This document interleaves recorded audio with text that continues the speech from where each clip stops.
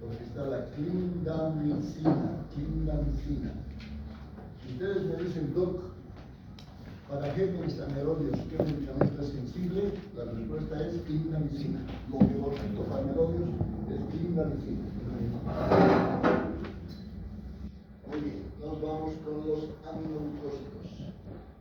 Ahí la origen dice Streptomyces grisus de la streptomicina y de la gentamicina y clonospora. ¿Quiénes están los aminoglucósidos? Cuando hablamos de aminoglucósidos, queremos decir gram negativos y queremos decir nefrotóxico y endotóxico. Digo aminoglucósidos, usted ya dice gram negativos, ¿no? Y son nefrotóxicos y son endotóxicos. ¿Cuáles tenemos ahí? La gentamicina, la famosa genta, la tobramicina, la amicacina, que es derivado de la canamicina. La amicacina es derivada de la canamicina. Si ustedes me preguntan, ¿cuál es la más potente, la amica o la cana? La respuesta es la amicacina. Y eso que es derivada de la canamicina. Ahí tenemos la tetrimicina, la streptomicina, la famosa streptomicina. ¿Para qué se daba antes? Para la tuberculosis. Ahora ya no se produce la streptomicina. Así que no hay mucho que contar del respecto. La paromomicina y la neomicina. Estas dos son por vía oral, la paromomicina y neomicina. ¿Cuál de los aminoglucósidos es por vía oral? Si la por vía oral, respuesta paromomicina y neomicina. Paromomicina y neomicina. Hablar de gentamicina es hablar de gram negativos. ¿De qué gram negativo? Escherichia coli. ¿Y qué más? Pseudomonas. ¿Listo? Perfecto. A mí que hemos dicho más potencia que la canamicina. La streptomicina, tuberculosis. La paromomicina. La paromomicina es interesante, la paromomicina. ¿Por qué? Porque viene un paciente con diarrea. Le dice, Doc, tengo diarrea. Estoy con sangre, Doc. Es diarrea con sangre, Doc. ¿En qué teoría piensas diarrea con sangre?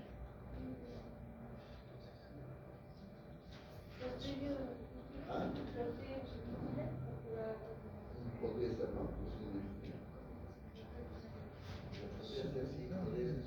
Pero lo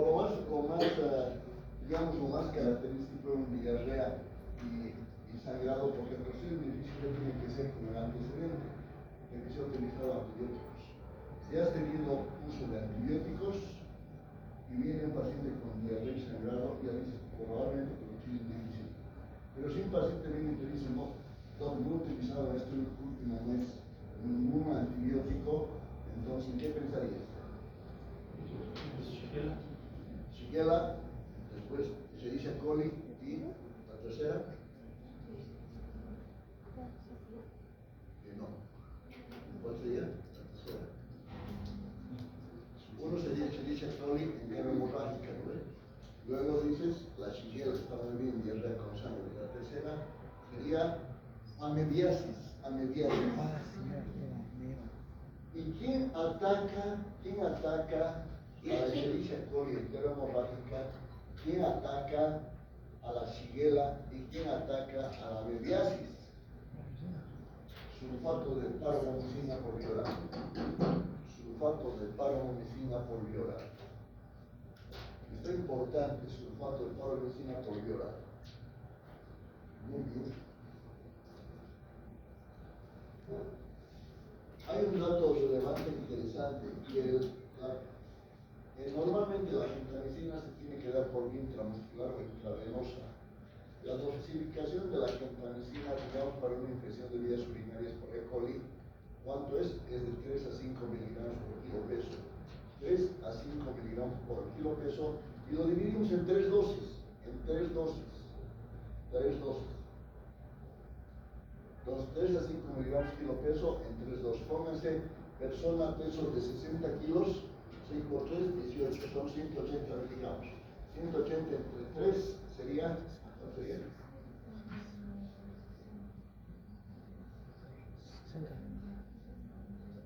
¿Cuánto sería? Ya se te puede escribir en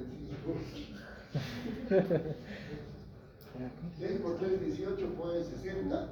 60, 60, 60. Lo interesante de la agenda es que ha habido un estudio de hacer 3 a 5 miligramos kilo peso 3 veces al día. Y como es el eslogan esto de nefrotóxico y ototóxico, han agarrado un grupo y han visto 3 a 5 miligramos kilo peso y lo han dividido en 3 dosis. Y han visto creatinina y nitrógeno glicosídeo. Han agarrado otro grupo y le han puesto 3 a 5 miligramos kilo peso en una dosis, solamente una dosis. Han agarrado 6 por 3, 18, 180 miligramos y han producido intramuscular o intravenoso. ¿Y quién ha producido daño? Más de 7 días de tratamiento. La dosificación que era 3 veces al día por 7 a 10 días, o la que se daba solamente una dosis por día, por 180 miligramos por día, durante 7 días. ¿Cuál es?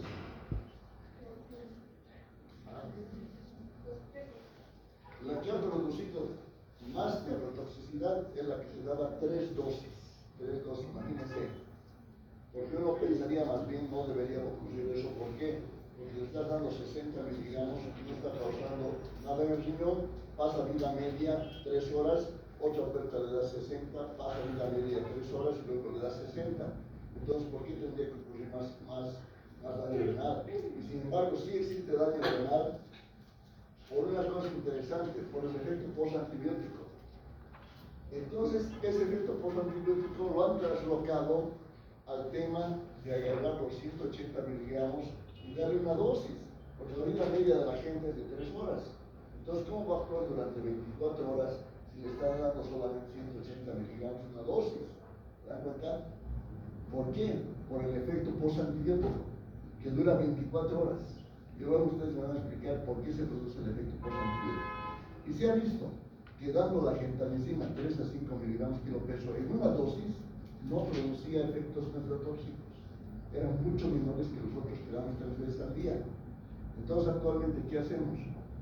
La gentamicina agarramos, le damos 3 a 5 miligramos kilo peso en una dosis cada 24 horas. Una dosis cada 24 horas. Súper interesante. Aquí está el mecanismo de acción. El mecanismo de acción es interesante por lo siguiente, porque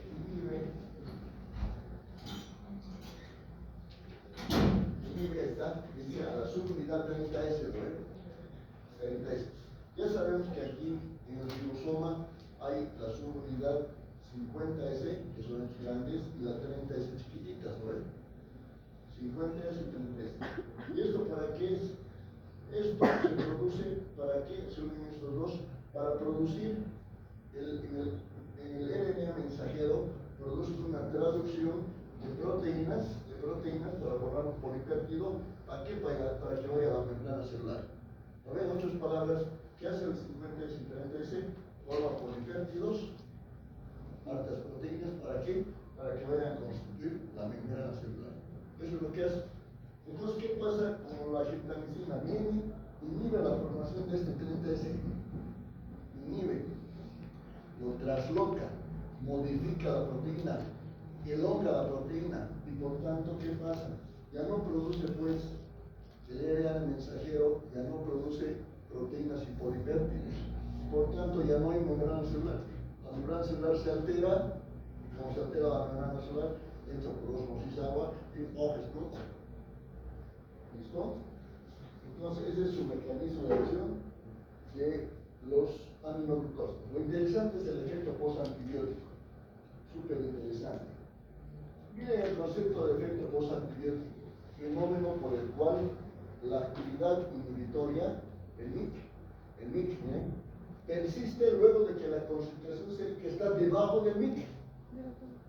Tenemos que explicar esto por qué. Así que me tienen que explicar por qué. Imagínense, le coloca una dosis, dura 3 a 5 horas la agenda. ¿Por qué tiene efecto de 24 horas? Y si le mides por la concentración plasmática y está debajo del MIC para la Escherichia coli, y sin embargo sigue actuando sobre la Escherichia coli. Entonces, ¿por qué actúa el medicamento sabiendo que las concentraciones plasmáticas son menores para poder matar a una bacteria? El MIG es menor y sin embargo está actuando el medicamento. Ese es el efecto positivo. Aquí está la actividad antimicrobiana. Hemos dicho que la gentamicina, los aminoglucósidos, fundamentalmente son gram negativos. Se habla de gram negativos.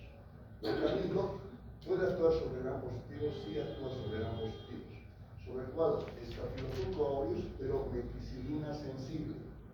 Staphylococcus aureus, meticilina sensible. La cepa Marshall, nada que ver. Solamente Staphylococcus sensible.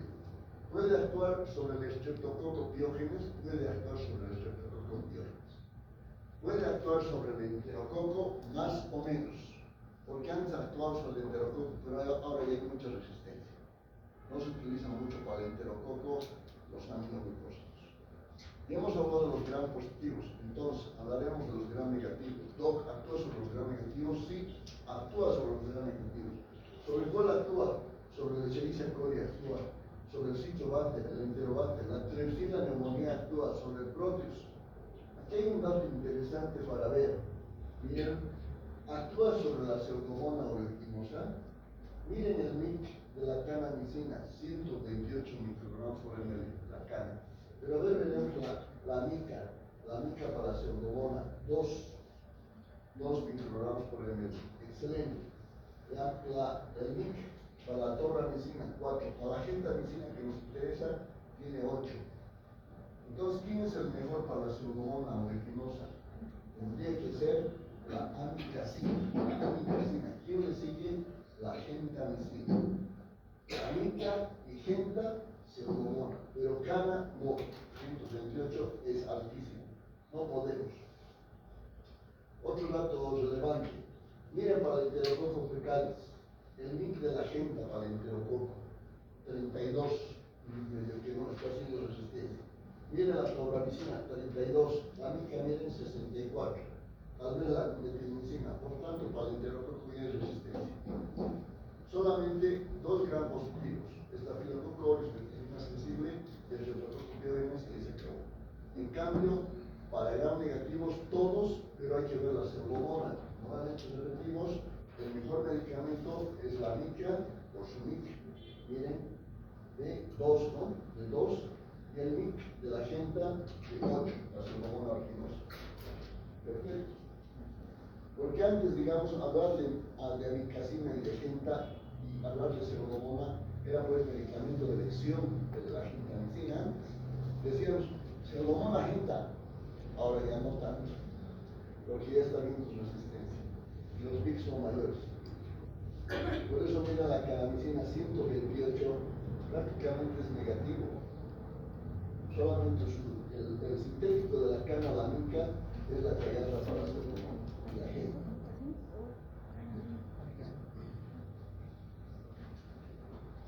Otra cosa importante, estos medicamentos, estos aminoglucósidos, generalmente hay que dar con otro antibiótico.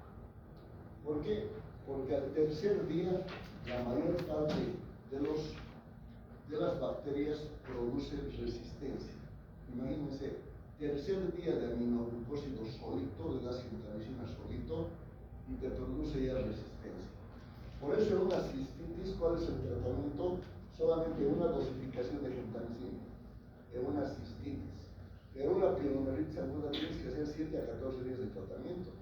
Y darle genta para 7 a 14 días de tratamiento, si la mayor cantidad de veces al tercer o cuarto día hace resistencia, entonces dirías que no, porque mejor no le das genta y le das otro medicamento. Ahora, si le quieres dar siempre genta, porque algunas veces te resulta, dice genta sensible, toditos resistentes, intermedios de cefalosporinas. Ah, ya, entonces cefalosporinas más la genta. Ahora, cuando es resistente, te queda solamente la genta, tienes que asociar a la cosa. ¿Por qué? Porque la bacteria, cuando viene ceftriaxona de acción intermedia, aunque sea resistente a la ceftriaxona, se distrae con su mecanismo de acción contra la ceftriaxona y la genta comienza a atacar. Así es la cosa. Así que los aminoglucósidos generalmente hay que dar con otro medicamento. Y la combinación cefalosporinas tercera generación más aminoglucósidos sería superioridad. Ahora, agarrar penicilinas más genta, claro, sería súper, pero hablar de penicilina genta es hablar de penicilina gram positivos y gentamicina gram negativo. En cambio, hablar de cefalosporinas de tercera para un proceso séptico es hablar de gram negativo, cefalosporinas de tercera, gram positivo y gram negativo, pero fundamentalmente gram negativo, y hablar de genta gram negativo. Gram negativo más gram negativo, potencias la acción súper. Cefalosporinas de tercera con genta estaría igual. Estafilococo, pero hablamos del estafilococo meticilina sensible de la gente. Estafilococo meticilina sensible. Si hay un proceso de erisipela, ustedes me dicen, doble, podemos dar la gentamicina. Claro, le digo, estafilococo es meticilina sensible. Pero si es resistente, no, nada que ver. Enterococo ya hemos dicho que hay mucha resistencia. El estafilococo viridium podemos dar, hemos dicho, y la listeria podría ser que podemos dar. Es el estafilococo aureus. Estafilo aureus. Resistencia a aminoglucosis. Hay mucha resistencia a los aminoglucósidos. Mucha resistencia. Las enzimas, ¿lo ven? Una de esas enzimas es la metilasa, ¿no? La metilasa que se produce dentro de la bacteria. Cuando ingresa la bacteria, cuando ingresa el aminoglucósido, forma una sustancia, la bacteria, que se llama la metilasa, que anula a la que se llama a los aminoglucósidos, o a metilasa. Pero después también hay enzimas inactivadoras que producen los gram negativos, las enzimas inactivadoras. Ya hemos dicho que gram positivo y gram negativo va a producir las beta-lactamases, ya lo sabemos. Pero los gram negativos producen enzimas que anulan a los aminoglucósidos. ¿Cuáles son esas tres? Tres enzimas que anulan a los aminoglucósidos. Hemos dicho que la gentamicina, aparte de las beta-lactamases, bota unas bombas que son tres. Las adeniltransferasas, las fosfotransferasas y las acetiltransferasas. Adenil, acetil, fosfotransferasas, eso es lo que produce las bacterias para poder anular a la gentamicina. Además, la gentamicina, como se mete por las porinas, tiene que utilizar por las porinas. Si se altera las porinas, el canalcito, las porinas son el canal por lo que ingresan alimentos a la bacteria, pero también por ahí ingresa la genta. Y si esta porina se altera, no deja entrar a la genta, pues es un mecanismo de resistencia. Y además la formación de la metilasa ya se produce dentro de la bacteria.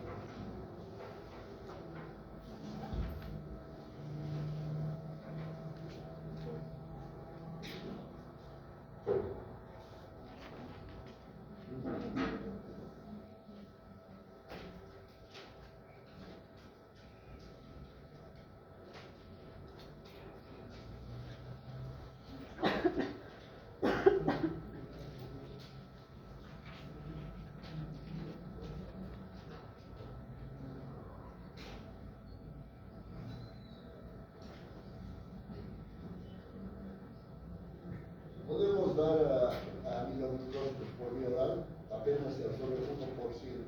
Así que nada que ver. Si hay un problema, digamos, en pulmón, dar por vía oral no tiene sentido. Pero sí le puedes dar cuando tienes un problema de intestino. Por ejemplo, una meriasis, una shigelosis, una E. coli, diarrea con sangre, la sulfato de paromomicina. Claro, le puedes dar el sulfato de paromomicina o la neomicina. Los dos son por vía oral, el sulfato de paromomicina y la neomicina. Los otros no se dan por vía oral, todos se dan por vía intramuscular y intravenosa. Solamente hay dos por vía oral, el sulfato de paromomicina y la neomicina. Lo interesante de la paromomicina es que actúa también como una antiinflamera. Entonces, ¿cuál es el único medicamento de los aminoglucósidos que actúa contra mela? El sulfato de paromomicina, diarrea con sangre. Después, ¿qué más? Los aminoglucósidos tienen una indicación específica, fibrosis quística y infectado por Pseudomonas aeruginosa. La fibrosis quística es una alteración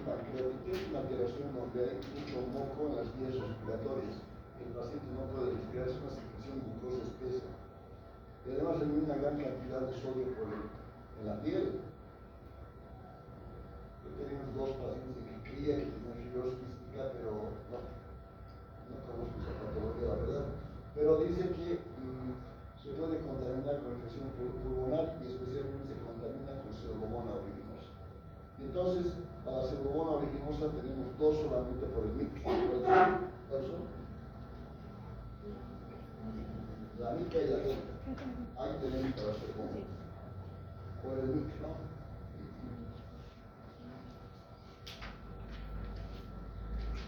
¿Por dónde se excretan los aminoglucósidos? Por vía renal. ¿Dónde se acumula en gran cantidad? En el tubo controlado proximal. Se acumula en gran cantidad. ¿Y dónde se acumula también? En la endolinfa y en la perilinfa. Gran cantidad.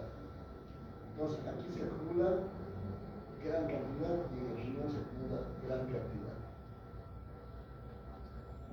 Lógicamente, tienes que reducir según la insuficiencia renal, tienes que reducir que se llama los aminoglucósidos. Si tiene un paciente renal, si usas contraindicaciones de los aminoglucósidos, te dice no dar insulina, no tienes que dar.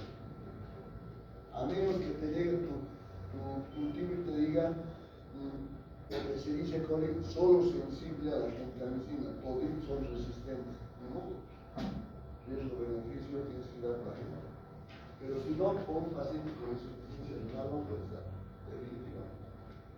Porque fundamentalmente ve que se produce una alteración de, que se llama en los canales de calcio, entonces produce acumulación de calcio en el riñón y en la endolinfa y no se produce mucha nefrotoxicidad.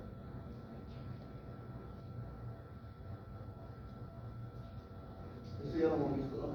Dosis altas, intervalos prolongados. ¿Qué quiere decir? 3 a 5 miligramos kilo peso, ahorita le das intramuscular intravenoso y mañana le vas a dar 3 a 5 miligramos kilo peso. Por tanto, menor nefrotoxicidad, menor ototoxicidad. Usos terapéuticos, todo lo que produce gram negativos. Todo lo que produce gram negativos. Especialmente donde, como tiene gran concentración a nivel renal, entonces, ¿cuáles van a ser las indicaciones terapéuticas fundamentales? ¿Cuáles? Indicaciones para el coli. Claro, pero ¿de qué patologías?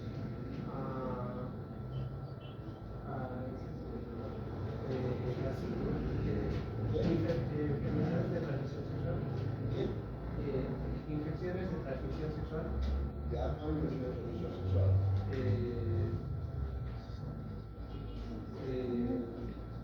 Puede ser por el Escherichia coli. Enfermedad de transmisión sexual por coli. Pero ETS puede ser el que se llama la Chlamydia trachomatis y ETS es el hematoco. No, pues, si se concentra fundamentalmente en el riñón, gran concentración del riñón, ¿qué patologías va a dar? La infección de vías urinarias, una pielonefritis aguda, o una cistitis, una uretritis, el tipo de E. coli, puedes dar los medicamentos. ¿Por qué? La lógica es, porque se concentra alto en vías urinarias. Ahora, puedes dar, digamos, a un paciente con Klebsiella, una neumonía por Klebsiella, claro, puedes dar una neumonía por Klebsiella. Puedes dar una otitis por hemófilis influenza, claro, puedes dar porque agarra la hemófilis influenza. Sí. Lógico, una otitis media podrías dar a hemófilis influenza, ¿por qué? Porque la concentración a nivel de hemoglobina es altísima, entonces podrías dar un buen medicamento, los aminoglucósidos. De 7 días que hay que dar, no hay que dar mucho. ¿Por qué? Porque produce ototoxicidad y produce trastornos vesticulares. Y eso es cierto. Personas más de 45 años les das más de 7, 8 días, ya te dicen el paciente, no sabe qué tengo subido aquí. Y sabe una cosa doble cuento, ya no escucho nada de esto de pero hay que pensar bien para dar los aminoglucósidos. Si tienes cefalosporin de tercera, le das una cefalosporin de tercera.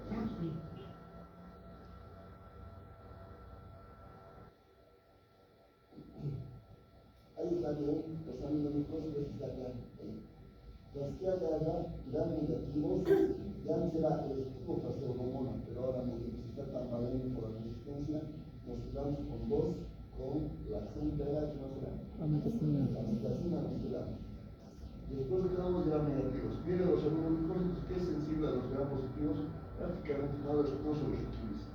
Pero es sensible para el estafilococo, medicina sensible y para el estafilococo, es sensible, pero no utilizable. El estafilococo de hecho resistente. Nuevamente repetimos, la neumonía adquirida en la comunidad es producida por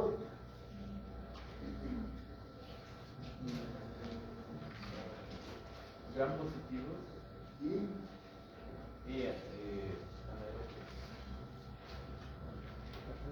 gram positivos y anaerobios. La neumonía adquirida en la comunidad. ¿Hemos dicho cuál era?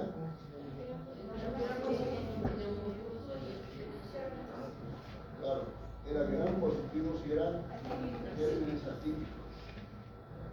Ahora, anaerobios, ¿cuándo hay neumonía por anaerobios? Bueno, bien que tocar el tema de neumonía por anaerobios. El paciente ahorita está internado, viejito de 70 a 78 años de edad, imagínense. Y cuando el ahí, se ha respirado. Quiere vomitar, no vomita bien, y el paciente traga el vómito adentro. Neumonía de broncoaspiración se llama eso. Neumonía de broncoaspiración. Ahora empieza a tragar el vómito. Eso es lo que frecuentemente en las salas de neumonía de broncoaspiración. El agente etiológico de la neumonía de broncoaspiración es, ¿cuál es? El agente de la broncoaspiración. Neumonía de broncoaspiración.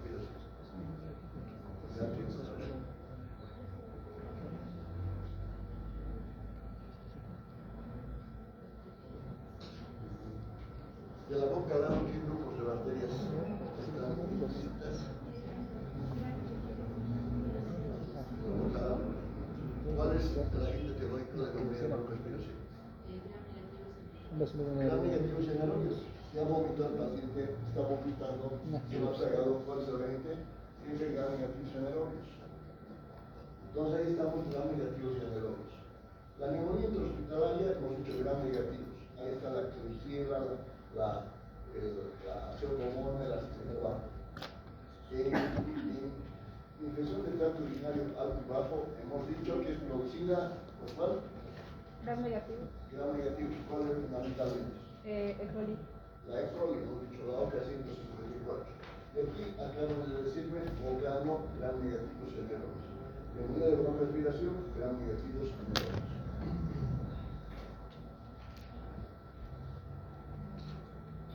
Ahí está, miren, pielonefritis, pinto complicada, endocarditis bacteriana, pero no, si tienes la vancomicina, ¿no ven? Endocarditis bacteriana, ni modo se dé la gente. Ah, claro, puedes asociar banco y sultamicina, claro, puedes asociar vancomicina. ¿Por qué asocio vancomicina? Ah, por el copió de un stock, tiene muy bueno la banco y la gente también. Pero dar solita en una endocarditis bacteriana, hemos dicho el tratamiento, ¿cuánto tiempo era el tratamiento? ¿Cuánto tiempo era el tratamiento de una endocarditis bacteriana? ¿Ah? No, hemos dicho que eso es más tiempo. Hemos dicho 24 días, hemos dicho 24 días. Endocarditis bacteriana 24 días, casi un mes. Y otra cosa, infección del tracto urinario en un varón, hemos dicho que es ITU complicada. ¿Cuánto tiempo? 24 días. Una ITU en una mujer tratas pues con 7 a 14 días, pero en un varón es ITU complicada, 24 días de tratamiento. Una endocarditis bacteriana, 24 días. Le vas a dar a ginecolosis la gente a 24 días, sabiendo que al tercer día es existencia. No puedes decirlo. Tendrás que acompañar pues banco y ¿qué le llaman? Banco y sultamicina. O podrías dar, digamos, penicilina y genta, ¿no ven? Penicilina. Ven acá los hexaclorotiones, más la genta, perfecto, está bien. La anemia, la peste. Ahí está la peste, la peste bubónica, la peste aquí, en el tiempo medieval ha muerto un montón de gente con peste en Londres. La gente se tiraba al río porque ya no había curación. Y les específicos no había bubones aquí. Ya sale. Bacteria han hecho, ¿no? Bacteriología han hecho, ¿no? Han hecho bacteriología, ¿no? Han pasado de bacteriología. Ahí están los cosas. Están toda la peste, ¿no? La peste bubónica que tenían las ratas, no las ratas, pero tenían las pulgas. Y de ahí se contagiaba la Yersinia pestis, ¿no? Las pulguitas se diseminaban, los informes, el paciente fiebre y morían los pacientes. ¿No? Bueno, así es la peste. ¿Qué tratamiento se da para la peste? La gentamicina y la estreptomicina. Gentamicina y estreptomicina. Ahí está, genta o estreptomicina por 10 días, súper. Si nos preguntamos, tenemos un paciente con una tuberculosis.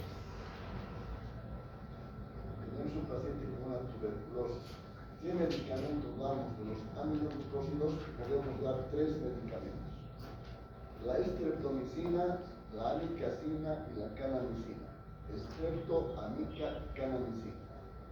¿Cuándo damos estos medicamentos? Viene un paciente que está tosiendo el paciente. Y nos dice, no, ya tenía tuberculosis hace 5 años atrás, no creo que sea tuberculosis, no. Le hacemos vaciloscopía y sale positiva. Tienes tuberculosis. Ese examen de saliva para el vacilo lo mandamos aquí a enlaza a saber si es sensible al INH y la rifa. Y viene la respuesta y me dice, Doc, es resistente al INH y la rifa. Los mejores medicamentos para la tuberculosis es el INH y la rifa. Ahora, ¿qué hago? ¿Qué medicamento le doy que es resistente a los mejores antibióticos para la tuberculosis? ¿Qué medicamento le doy a este paciente? Guata. Amikacina, canamicina y gentamicina. Tienes que conseguir eso, no tienes otro. Por eso se llaman estos medicamentos de segunda línea, porque no son tan potentes como el INH y la rifampicina. ¿Se dan cuenta? Entonces, ¿cuáles son los medicamentos de segunda línea para la tuberculosis? Respuesta: estreptomicina, amikacina y canamicina.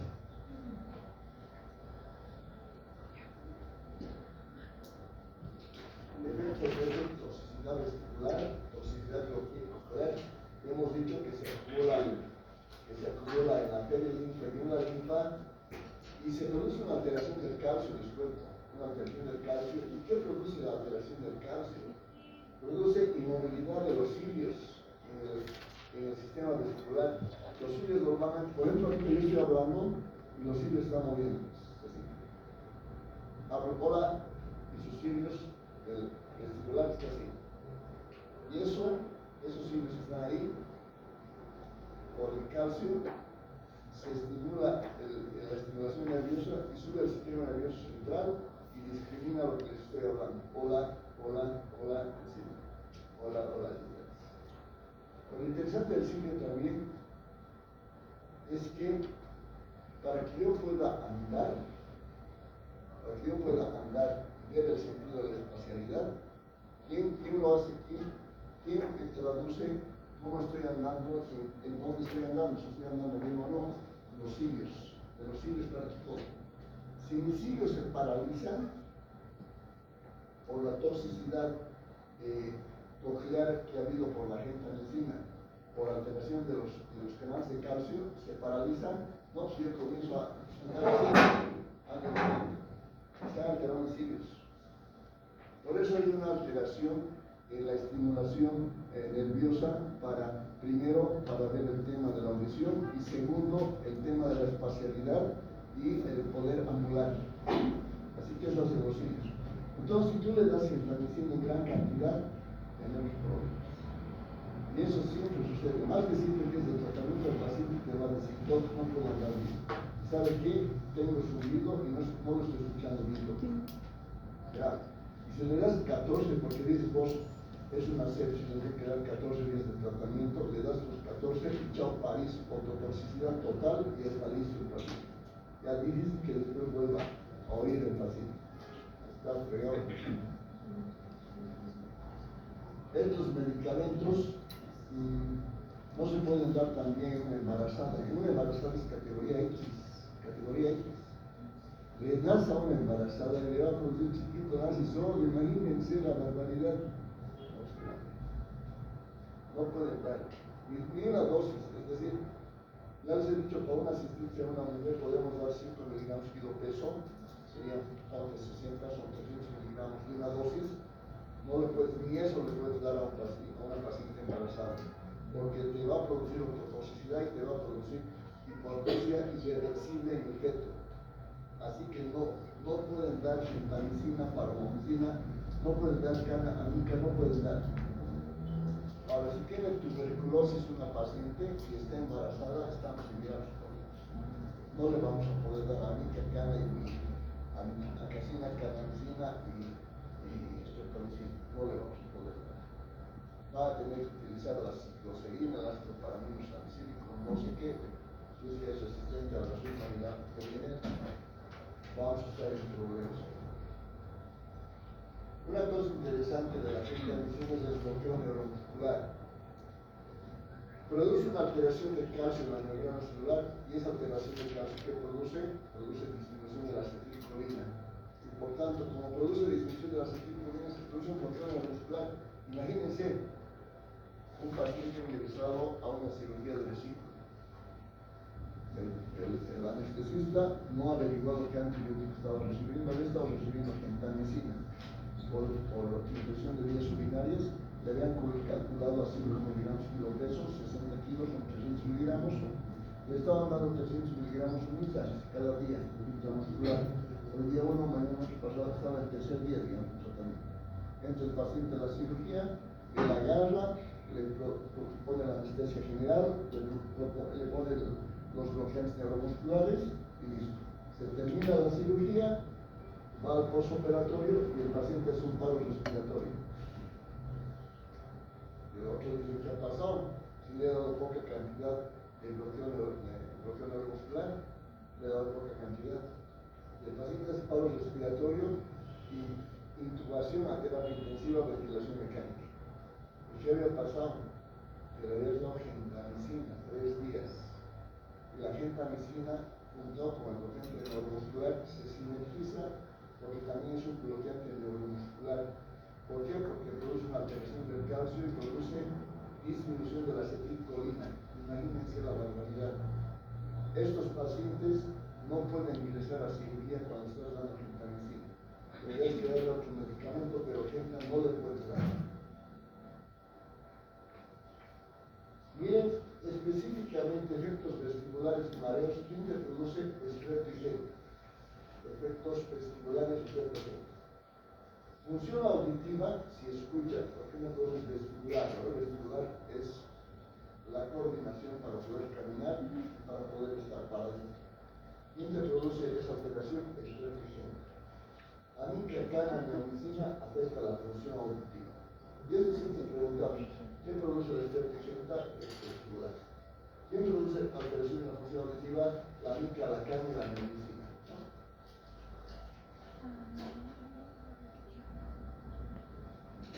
Macrólidos.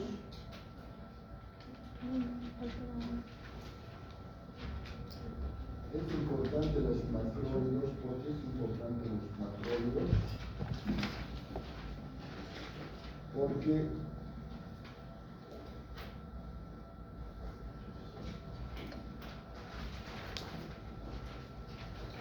los macrólidos son bacteriostáticos, son de amplio espectro. ¿Por qué son buenos los macrólidos? Porque te agarran gram positivos, gram negativos, atípicos y riquezas. Imagínense, gram positivo, gram negativo y atípicos. Hemos dicho que la NAC es producida por gram positivos y atípicos. ¿Cuál es el medicamento de la elección entonces? Los macrólidos. ¿Por qué son los macrólidos? Porque te agarran gram positivos y te agarran gramos atípicos. Y de llama te agarran gram negativos. No hay dónde escaparse. Para una otitis media aguda hemos dicho que los genes etiológicos son 1, el neumococo, 2, el hemovirus influenza, macrólidos, te agarra pues el neumococo gram positivo, te agarra el hemófilos influenza enamorársela gram negativo. Y si es una NAC, una neumonía atípica, te llega el SPUT y te dice clamidia trachomatis, ¿qué vas a emplear en ese paciente? Vas a emplear los macrólidos. De eso radica su importancia. ¿Cuál utilizamos? Antes utilizamos la eritromicina, pero darle al paciente eritromicina durante unos 7 días por día oral, 500 miligramos 3 veces al día, imposible. Al tercer día viene el paciente, no sabe qué, mucho alcohol, estoy vomitando cada rato una gastritis medicamentosa. La eritromicina, a ver, con la eritromicina durante 3 días, imposible, no va a poder. Ya ves. Entonces, ¿qué medicamentos hay actualmente? La citromicina y la claritromicina. La citromicina es fácil, ¿por qué? Porque tomas 1 gramo por día por 3 días. Si tienes una neumonía, imagínate el medicamento excelente. Ya no aplica 7 a 14 días. Solamente le das 1 gramito por día, una neumonía, imagínate una neumonía neumococo o una atípica. Le das 3 dosis, 1 gramo al día, 1 gramo mañana, 1 gramo pasado, 3 gramos y listo. Ya está. Se curó el paciente. Y de IAPA, la citromicina, ¿cuánto dura? 24 días dura la citromicina, 24 días. No, así que no hay quien se resista a la citromicina. 3 gramitos durante 3 días y 24 días de ración. No pasa nada. Ahora, si me dicen, Doc, ¿cuál es la más potente, la citro o la clarito? Por un poquito le llamo la claritromicina a la citromicina, pero casi son iguales. Pero un poquito más potente la claritromicina. Ahí estamos. Eritromicina, Estreptomyces erythroides. Ahí está la claritromicina, la acitromicina y la fidaxomicina. Mecanismo de bioseguridad cromosómica 50S.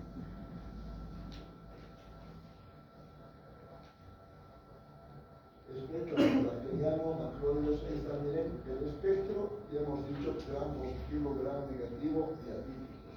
Miren, legionela neumófila, gram positivo. Clamidia trachomatis, atípico. Borrelia pertussis, Helicobacter pylori, Pasteurella, gram negativos. Mycoplasma pneumonial, clamidia. Dato interesante.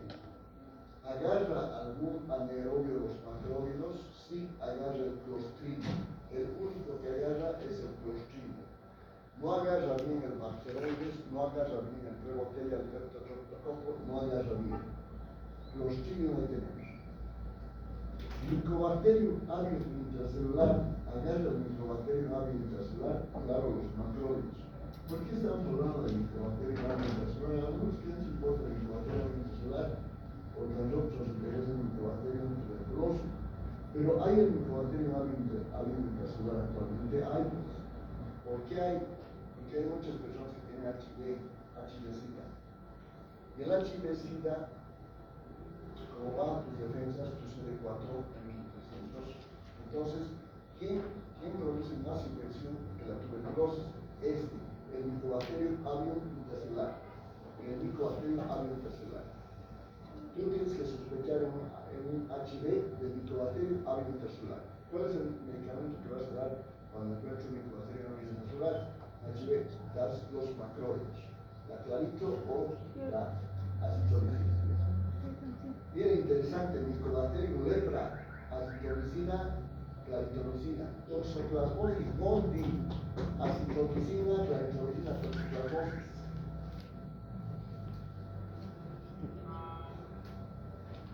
Digo más su importancia en Toxoplasma gondii, porque resulta en el año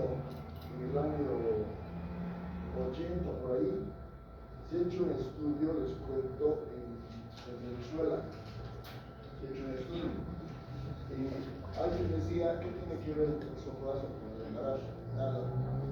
Y resulta que han ido haciendo serología para Toxoplasma y han ido haciendo el estudio de fondo de ojo para ver toxoplasmosis.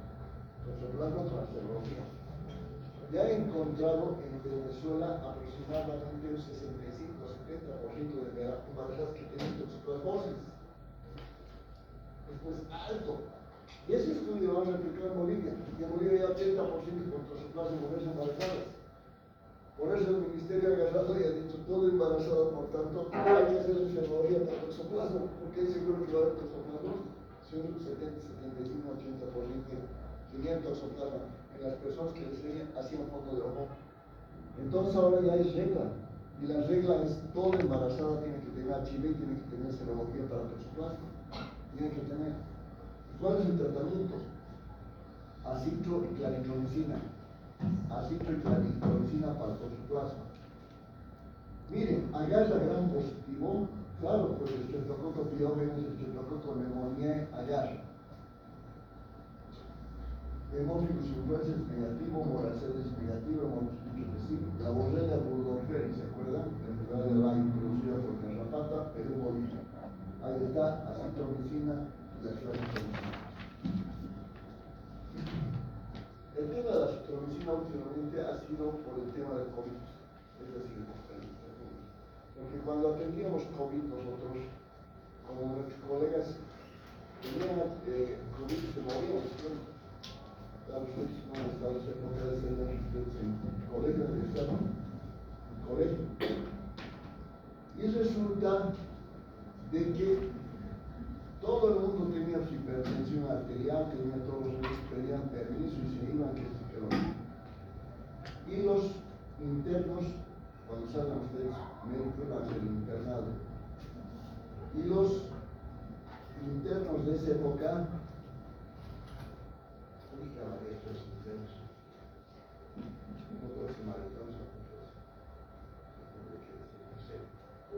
irresponsables, que tendría que ser, no sé, no sé me acuerdo la palabra. Desubicado. Irresponsables, no sé, irresponsables, no sé qué decir. Pero ahora que ustedes no sean así. Resulta que el día que ha habido COVID, nosotros estamos hablando de los hospitales. Y toditos los internos, todos de la Facultad de Medicina, toditos, se han retirado y se han ido a su casa. Se han presentado aquí al decanato de que no pueden explorar su vida porque están en estudios y por tanto no se retiran. Se han retirado toditos. Y nos han dejado solitos en los hospitales nosotros. Imagínense, los sinvergüenzas totales.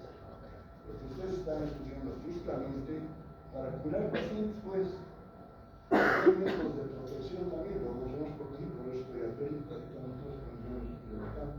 Entonces hay métodos de protección. Ahora, ¿se imaginan esas personas que se han escapado? Cuando venga otro problema viral, porque va a venir otro problema viral, o no va a venir, va a venir cualquier otro problema viral.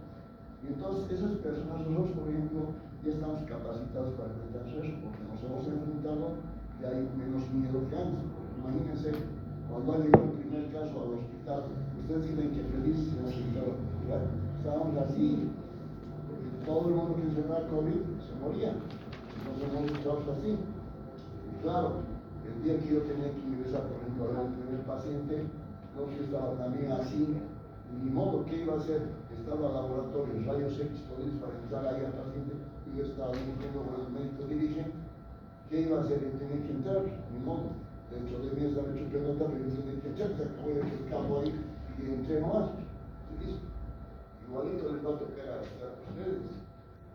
Ahora, esas personas que no han cumplido con su misión, no, pues la próxima vez que venga, por ejemplo, y sea médico, no sé cómo va a actuar. Se va a tener que se va a asegurar, se va a retirar, porque no tiene experiencia de manejo. Y entonces el día que ocurra otra vuelta a ustedes van a tener que estar ahí. Porque para eso se metido a medicina, ¿no? ¿Para qué se metió a medicina? Porque ¿quién les va a ver a esos pacientes que están mal ahí y se mueren? Ustedes tienen que ver, por eso han elegido medicina. Por eso lo que les he dicho el primer día, ser médico no es solamente tener conocimiento, sino prestar servicio a los demás. Eso es ser médico. Si tú prestas servicio a los demás, consideras a ese paciente y atiendes bien al paciente, eso es ser médico. Eso es ser médico. Más que tener todo el conocimiento que vas a tener. Así que eso es lo que ocurre.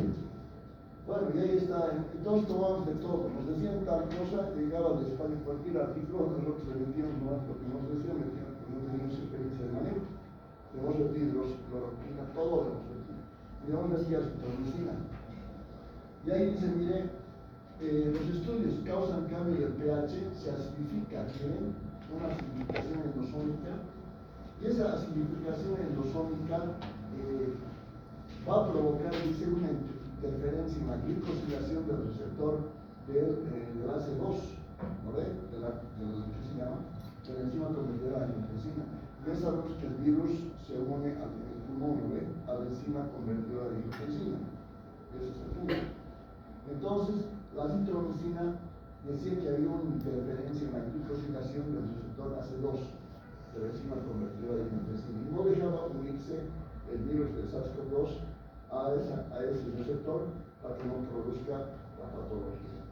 Pero después ha habido, eso ha sido el estudio de Porsche del 2020, después ha habido varios estudios que han indicado este estudio de Andrani, regulación positiva del interferón 1 y del interferón 3, y al final de cuentas se ha sacado un estudio de que no había mucha mejora al dar acitromicina, un grupo y otro grupo, uno con acitro, otro sin acitro, y no ha habido gran relevancia respecto a la acitromicina. Así que nos hemos quedado sin el tema de la acitromicina. Y listo, y después algunos estudios más. Y para terminar, el día de hoy vamos a ver una droga muy importante. Y esta droga importante se llama las glincosamidas. Y en el grupo de las glincosamidas están dos, la clindamicina y la lincomicina. Clindamicina y lincomicina. Estos medicamentos te cubren fundamentalmente gram positivos, la lincomicina y la clindamicina. Si bien a tu consulta externa te dice todo, te está doliendo la garganta, tú ves la garganta y las amígdalas están grandes, es una faringoamigdalitis, está llamada la faringe, faringoamigdalitis. Es una faringoamigdalitis. ¿Cuál es el tratamiento? La penicilina. Le cuento que yo soy alérgico a la penicilina. Me han colocado penicilina y resulta que me da un broncoespasmo hasta el hospital y digo, así que no me puedo dar penicilina, no. Entonces, ¿qué alternativa hay para darle a un paciente con faringoamigdalitis si es sensible a la penicilina? ¿Cuál? La lincomicina o la clindamicina, fundamentalmente la lincomicina damos. Si el paciente tiene alergia a la penicilina, le damos la lincomicina. La clindamicina, ¿para qué sirve la clindamicina? Para anaerobios. Entonces, medicamentos, la lincomicina es gram positivo, la clindamicina es gram positivo y anaerobio. Miren qué te cubre. Gram positivo, estafilococo aureus, pero penicilina sensible. Estafilococo epidermidis, Streptococcus pyogenes, Streptococcus pneumoniae, tanto la clinda como la lincomicina. Pero miren, fundamentalmente la clindamicina, más que la lincomicina, la clindamicina te cubre anaerobios. Si ustedes me preguntan, Doc, ¿cuál es el mejor antianaerobio? La respuesta es la clindamicina. ¿Cuál es el medicamento de elección para anaerobios, doctor? La respuesta es la clindamicina. ¿Qué anaerobios me cubre, Doc? La clindamicina, los anaerobios, el clorofiltro, el tetraestreptococo, el premonteina, la clindamicina, que cubre todos los anaerobios. ¿Listo? Ya está. Podemos dar para bacilos gram negativos, para alguna Escherichia coli o algo negativo, todos son resistentes. Estos dos solamente se utilizan para gram positivos. Pero ¿cuál para gram positivo y anaerobio? La respuesta es la clindamicina. La clindamicina es para anaerobios. La lincomicina solo para gram positivos, pero no anaerobios. La clindamicina es la que se utiliza gram positivo y anaerobio. Para todos los anaerobios, la clindamicina. Listo, ya habíamos terminado. No sé si tienen alguna pregunta hasta acá. Voy a pasar a nuestros grupos y comenzar nuestra.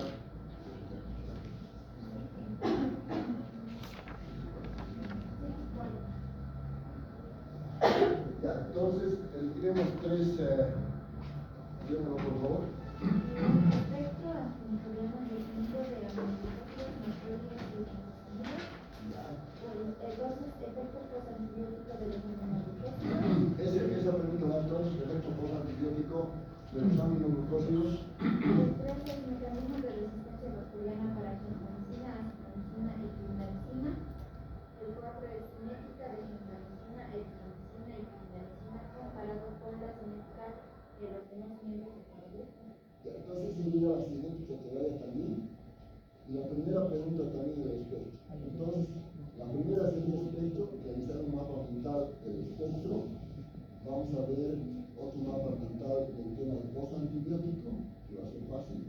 Y el tercero sería el tema de Cinética de gentamicina, epitromicina y clindamicina. eso. Listo, ordenamos en los grupos. Si tenemos un grupo de 4, ahí tenemos un grupo de 4, ahí tenemos 2, 4. Aquí tenemos 3, 4.